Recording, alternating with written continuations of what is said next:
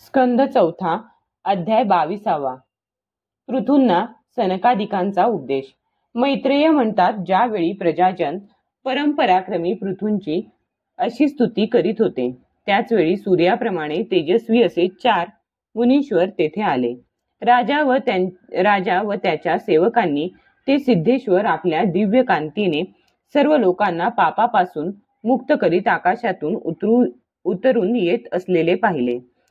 जसा विषयी जीव विषयांकडे ओढला जातो, त्याप्रमाणे सनकादिकांचे दर्शन होताच राजाचे प्राण त्यांच्याकडे ओढले गेले आणि जणू काही त्यांना थांबविण्यासाठीच ते आपले सभासद आणि सेवक यांच्यासह एकदम उठून उभे राहिले.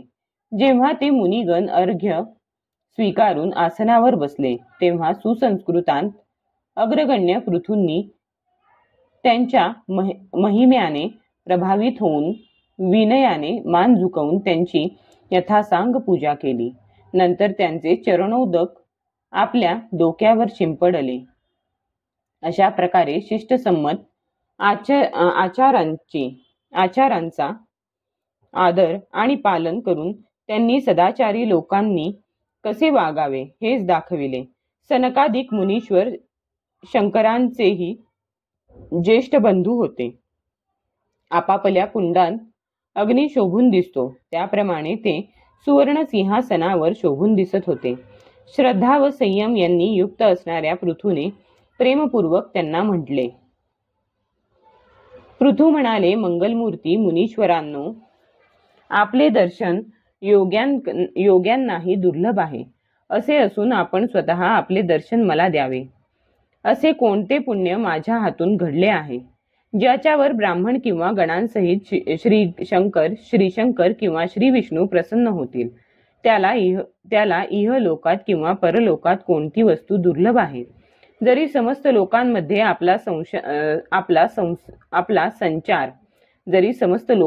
आपला संचार असला तरी पण अनधिकारी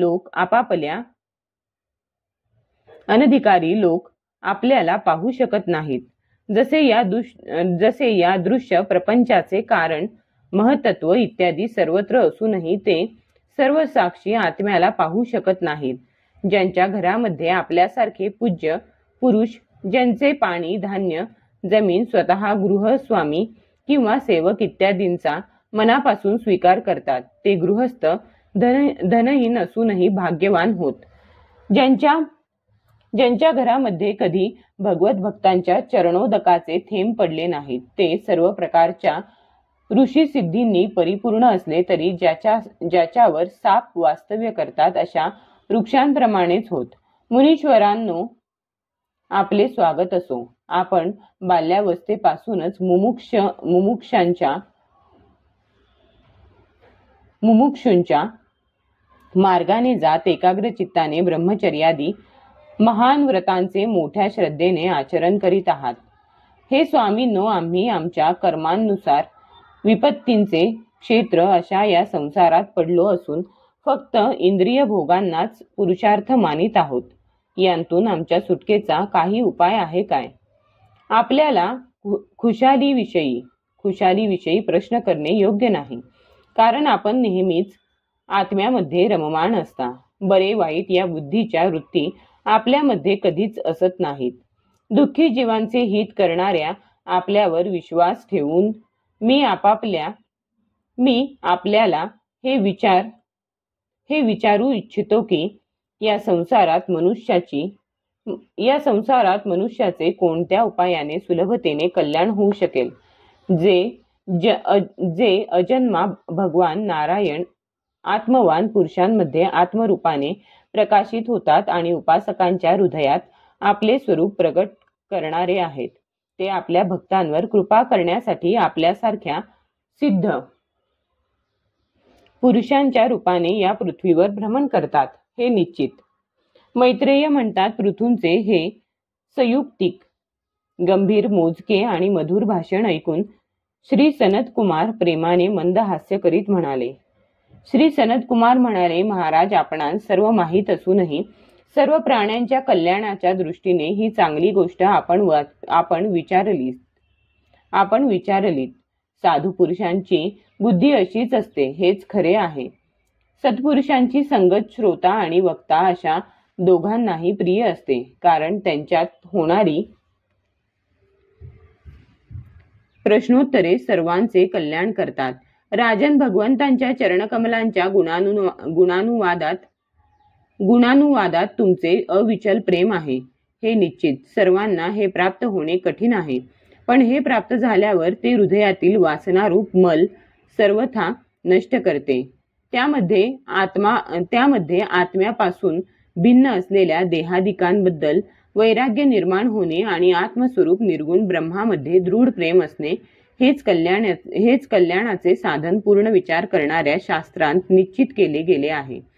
गुरु आणि शास्त्र वचनांवर विश्वास ठेवल्याने, भागवत धर्माचे आचरण करण्याने, तत्वजिज्ञासेने, ज्ञानयोगाच्या निष्ठेने, योगेश्वर श्रीहरींच्या उपासनेने, नेहमी पुण्यकीर्ती भगवंतांच्या पवित्र कथा ऐकण्याने, जे लोक धन आणि इंद्रियांच्या भोगातच रममाण झाले आहेत त्यांच्या गोष्टींमध्ये प्रेम न ठेवण्याने, त्यांना प्रिय असणाऱ्या पदार्थांचा संग्रह न करण्याने, भगवत गुणामृताचे पान करण्याखेरीज इतर वेळी आत्म्यामध्ये संतुष्ट राहून एकांतात राहण्याविषयी प्रेम ठेवण्याने, कोणत्याही जीवाला कष्ट न देण्याने, निवृत्तीनिष्ठेने आत्महिताचे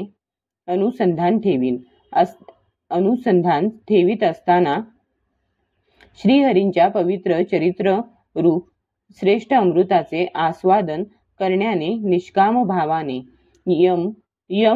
नियमांचे पालन करण्याने, कधीही कोणाचीही निंदा न करण्याने, योगक्षेमासाठी प्रयत्न न करण्याने, शीतोष्णादी द्वंद्वे सहन करण्याने, भक्तांच्या कानांना सुख देणाऱ्या श्रीहरींच्या गुणांचे वारंवार वर्णन करण्याने आणि वाढत जाणाऱ्या भक्तिभावाने मनुष्याला कार्यकारण रूप संपूर्ण जड प्रपंचाविषयी वैराग्य निर्माण होते आणि आत्मस्वरूप निर्गुण परब्रह्मामध्ये अनायासे त्याला प्रीती निर्माण होते. परब्रह्मामध्ये आत्यंतिक प्रेम निर्माण झाल्यावर पुरुष सद्गुणांना शरण जातो. सद्गुरूंना शरण जातो. परब्रह्मामध्ये आत्यंतिक प्रेम निर्माण झाल्यावर पुरुष सद्गुरूंना शरण जातो. नंतर ज्ञान आणि वैराग्याच्या प्रबळ वेगामुळे वासना शून्य झालेला अविद्या इत्यादी 5 प्रकारच्या क्लेशांनी युक्त अशा अहंकारात्मक आपल्या लिंग शरीराला तो लाकडातून प्रकट झालेला अग्नी नंतर त्यालाच जाळतो तसा जाळतो. अशा रीतीने लिंग देहाचा नाश झाल्यावर तो त्याच्या कर्तृत्वादी सर्व गुणांपासून मुक्त होतो. नंतर जसे स्वप्नात निरनिराळे पदार्थ पाहूनही त्यातून जागे झाल्यावर त्याला त्यातील एकही पदार्थ प्रत्यक्ष दिसत नाही, तसे त्याला शरीराच्या बाहेर दिसणारे आणि अंतःकरणात अनुभवाला येणारे पदार्थ दिसत नाहीत. ही स्थिती प्राप्त होण्याच्या अगोदर हे पदार्थच जीवात्मा आणि परमात्मा यांच्यामध्ये राहून त्यांच्यामध्ये भेद दाखवित होते. जोपर्यंत अंतःकरण रूप उपाधी असते तोपर्यंत पुरुषाला जीवात्मा, इंद्रियांचे विषय आणि या दोघांचा संबंध प्रस्थापित करणारा अहंकार याचा अनुभव येतो. त्यानंतर नाही. बाह्य जगातही आपण असे पाहतो की पाणी, आरसा इत्यादी निमित्तामुळेच आपले बिंब आणि प्रतिबिंब असा भेद दिसतो, इतर वेळी नाही. विषय चिंतनात मग्न असणाऱ्यांचे मन विषयांकडे ओढ असणाऱ्या इंद्रियांकडून जेव्हा आपल्याकडे ओढून घेतले जाते तेव्हा असे सरोवराच्या काठावर उगवलेले गवत आपल्या मुळातून त्याचे पाणी शोषून घेते, तसे ते मन बुद्धीची विचारशक्ती आटवते. विचारशक्ती नष्ट झाल्यावर स्मृती राहत नाही आणि स्मृतीचा नाश झाल्यावर ज्ञान शिल्लक राहत नाही. या ज्ञानाच्या नाशालाच पंडित लोक आपणच आपला नाश करणे असे म्हणतात. आत्म्यामुळेच इतर पदार्थांमध्ये प्रेम असल्याचा बोध होतो. त्या आत्म्याचा आपल्यामुळेच नाश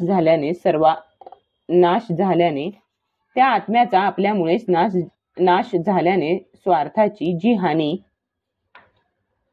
होते तिच्या एवढी मोठी अन्य कोणतीच हानी या लोकात नाही.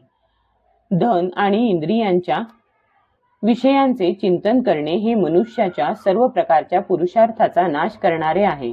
कारण यांच्या चिंतनाने तो ज्ञान आणि विज्ञानापासून भ्रष्ट होऊन स्थावर योनींमध्ये जन्म घेतो. म्हणून ज्याला अज्ञानांधकारातून बाहेर पडावयाचे आहे त्या पुरुषाने विषयांमध्ये कधीही आसक्ती ठेवता कामा नये. कारण ती धर्म, अर्थ, काम आणि मोक्ष यांच्या प्राप्तीला अत्यंत बाधक ठरणारी आहे. या 4 पुरुषार्थांमध्ये मोक्ष सर्वश्रेष्ठ समजला जातो. कारण अन्य तीन पुरुषार्थांना काळाचे भय नेहमी लागलेले असते. प्रकृतीमध्ये गुणक्षोभ झाल्यानंतर जितके काही उत्तम आणि अधम पदार्थ प्रकट झाले आहेत त्यांपैकी टिकून राहील असा एकही नाही. कारण काल या सर्वांचे अस्तित्व नाहीसे करतो. म्हणून राजा जो भगवान देह, इंद्रिय, प्राण, बुद्धी आणि अहंकाराने वेढलेल्या सर्व स्थावर जंगम प्राण्यांच्या हृदयांमध्ये जीवांचा नियामक, अंतर्यामी आणि आत्मरूपाने सर्वत्र प्रत्यक्ष व अप्रत्यक्ष प्रकाशित होत आहे, त्यालाच तू तो मीच आहे असे जाणून घे. ज्याप्रमाणे माळ आहे असे ज्ञान झाल्यावर त्यात सर्पबुद्धी राहत नाही, त्याचप्रमाणे विवेक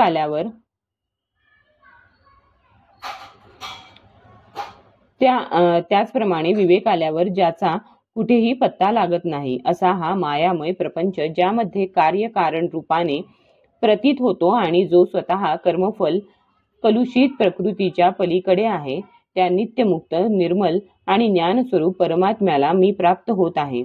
संत ज्यांच्या चरणकमलांच्या बोटाच्या किंचितशा छटेचे स्मरण करून कर्मामुळे तयार झालेल्या अहंकार रूप हृदय ग्रंथीला छिन्न विछिन्न करून टाकतात, तसेच सर्व इंद्रियांचा प्रत्याहार करून आपले अंतःकरण निर्विषय करणारे संन्यासी सुद्धा करू शकत नाहीत, अशा त्या सर्वांचा आश्रय सांगणाऱ्या वासुदेवाचे तू भजन कर. जे लोक मन आणि इंद्रिय रूप मगरींनी भरलेला हा संसार सागर योग इत्यादी अवघड साधनांनी पार करू इच्छितात, त्यांना असे करणे कठीण आहे. कारण त्यांना नावाडी म्हणून श्रीहरींचा आश्रय नाही. म्हणून तू भगवंतांच्या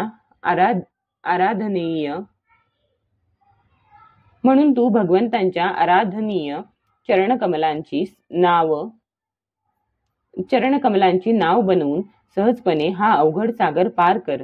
मैत्रेय म्हणतात, ब्रह्मदेवाचे पुत्र असणाऱ्या आत्मज्ञानी सनत कुमारांकडून अशा प्रकारे आत्मतत्वाचा उपदेश मिळून महाराज पृथू त्यांची अतिशय प्रशंसा करीत म्हणाले. पृथू म्हणाले, भगवान दीनदयाळ श्रीहरींनी माझ्यावर अगोदरच कृपा केली होती. तिचे फळ देण्यासाठी आज आपले आगमन झाले आहे. दयाळू असे आपण ज्यासाठी आला होता ते चांगल्या तऱ्हेने पार पाडले आहे. आता त्या बदल्यात आपणास मी काय देऊ? माझ्याजवळ तर शरीर आणि त्याबरोबर जे काही आहे तो सर्व महापुरुषांचाच प्रसाद आहे. ब्रह्मन, प्राण, स्त्री, पुत्र सर्व प्रकारच्या सामग्रींनी भरलेले हे राजभवन, राज्य, सेना, पृथ्वी आणि खजिना हे सर्व मी आपल्या चरणांवर समर्पित केलेले आहे. वास्तविक सेनापतित्व, राज्य, दंडविधान आणि लोकांवर शासन करण्याचा अधिकार वेद शास्त्र जाणणाऱ्या ब्राह्मणांचाच आहे. ब्राह्मण आपलेच अन्न खातात, आपलेच वस्त्र नेसतात आणि आपली स्तुती दान म्हणून देतात. दुसरे क्षत्रिय इत्यादी वर्ण त्यांच्याच कृपेने अन्न वगैरे मिळवितात. आपण वेदांचे जाणकार आहात. आपण अध्यात्म तत्वाचा विचार करून आम्हाला निश्चित रूपाने समजावून दिले आहे की भगवंतांची कोणत्या प्रकारची भक्ती त्यांना प्राप्त करण्याचे मुख्य साधन आहे. आपण अत्यंत कृपाळू आहात, म्हणून आपल्या या दिनोद्धार रूप कर्मानेच आपण सर्वदा संतुष्ट असावे. आपल्या या उपकाराची परतफेड कोण कशी करू शकेल? त्यासाठी प्रयत्न करणे म्हणजे सुद्धा स्वतःचे हसे करून घेणे होय. मैत्रेय म्हणतात, नंतर आदिराज पृथूंनी आत्मज्ञानांच्या मध्ये श्रेष्ठ सनकादिकांची पूजा केली. नंतर त्यांच्या शीलाची प्रशंसा करीत ते सर्व लोकांच्या देखत आकाश मार्गाने निघून गेले. महात्म्यांमध्ये अग्रगण्य महाराज पृथू त्यांच्यापासून आत्मबोध प्राप्त करून घेऊन चित्ताच्या एकाग्रतेने आत्म्यामध्येच स्थित राहून स्वतः कृतकृत्य झाल्याचा अनुभव घेऊ लागले. ते ब्रह्मार्पण बुद्धीने वेळ स्थान शक्ती न्याय आणि धन यांनुसार सर्व कर्मे करीत असत. अशा रीतीने एकाग्र चित्ताने सर्व कर्मांचे फळ परमात्म्याला अर्पण करून आत्म्याला कर्मांचा साक्षी आणि प्रकृतीहून वेगळा मानून ते सर्वथा अलिप्त राहिले. ज्याप्रमाणे सूर्य सर्वत्र प्रकाश देऊनही वस्तूंच्या गुणदोषांपासून अलिप्त राहतो, त्याचप्रमाणे सार्वभौम साम्राज्य लक्ष्मीने संपन्न आणि गृहस्थाश्रमात राहूनही ते अहंकार शून्य असल्यामुळे इंद्रियांच्या विषयात आसक्त झाले नाहीत. अशा प्रकारे आत्मनिष्ठ राहून सर्व कर्मे योग्य रीतीने पार पाडित असता त्यांना पत्नी अर्ची पासून अनुरूप असे 5 पुत्र झाले. त्यांची नावे विजिताश्व, धूम्रकेश, अर्यक्ष, द्रविण आणि वृक अशी होती. महाराज पृथू भगवंतांचे अंश होते. ते एकटेच सर्व लोकपालांचे गुण धारण करीत असत. आपले औदार्य, प्रिय व हितकर वचन, मनोहर मूर्ती आणि सौम्य गुणांच्या द्वारा प्रजेचे मनोरंजन करीत राहिल्याने दुसरा चंद्रच जणू असे समजून त्यांचे राजा हे नाव सार्थ झाले. सूर्य ज्याप्रमाणे उन्हाळ्यात पृथ्वीवरील पाणी खेचून पावसाळ्यात पुन्हा त्याचा पृथ्वीवर वर्षाव करतो, तसेच आपल्या किरणांनी सर्वांना उष्णता देतो, त्याचप्रमाणे ते कररूपाने प्रजेचे धन घेऊन तेच प्रजेच्या हितासाठी खर्च करीत. ते तेजाच्या बाबतीत अग्नीसारखे असह्य, इंद्राप्रमाणे अजिंक्य, पृथ्वीप्रमाणे क्षमाशील आणि स्वर्गाप्रमाणे मनुष्यांच्या सर्व इच्छा पूर्ण करणारे होते. प्रजाजनांना तृप्ती करण्यासाठी ते मेघाप्रमाणे त्यांना इच्छित धन देत. ते समुद्राप्रमाणे गंभीर आणि पर्वतराज सुमेरूप्रमाणे धैर्यवान सुद्धा होते. दुष्टांचे दमन करण्यामध्ये ते यमराजाप्रमाणे, आश्चर्यपूर्ण वस्तूंचा संग्रह करण्यामध्ये हिमालयाप्रमाणे, खजिन्याच्या समृद्धीसाठी कुबेराप्रमाणे आणि धन सुरक्षित ठेवण्यामध्ये वरुणाप्रमाणे होते. शारीरिक बल, इंद्रियांची क्षमता आणि पराक्रम या बाबतीत सर्वांच्या अंतर्यामी वायूप्रमाणे, तसेच असह्य तेजाच्या बाबतीत भगवान शंकरांच्या समान होते. सौंदर्याच्या बाबतीत कामदेवाप्रमाणे, उत्साहामध्ये सिंहाप्रमाणे, वात्सल्यामध्ये मनूप्रमाणे आणि मनुष्यांचे आधिपत्य करण्यामध्ये सर्वसमर्थ अशा ब्रह्मदेवाप्रमाणे होते. ब्रह्मविचारांच्या बाबतीत बृहस्पती इंद्रियजन साधण्यास साक्षात श्रीहरी होते.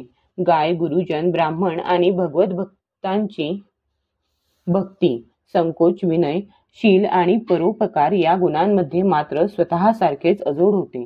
लोक त्रैलोक्यात सगळीकडे उच्च स्वराने त्यांच्या कीर्तीचे गुणगान करीत असत. या कारणाने स्त्रियांच्या कानामध्ये ते अशा प्रकारे पोहोचले होते की जसे सत्पुरुषांच्या हृदयात श्रीराम प्रविष्ट होतात. अध्याय 22 समाप्त.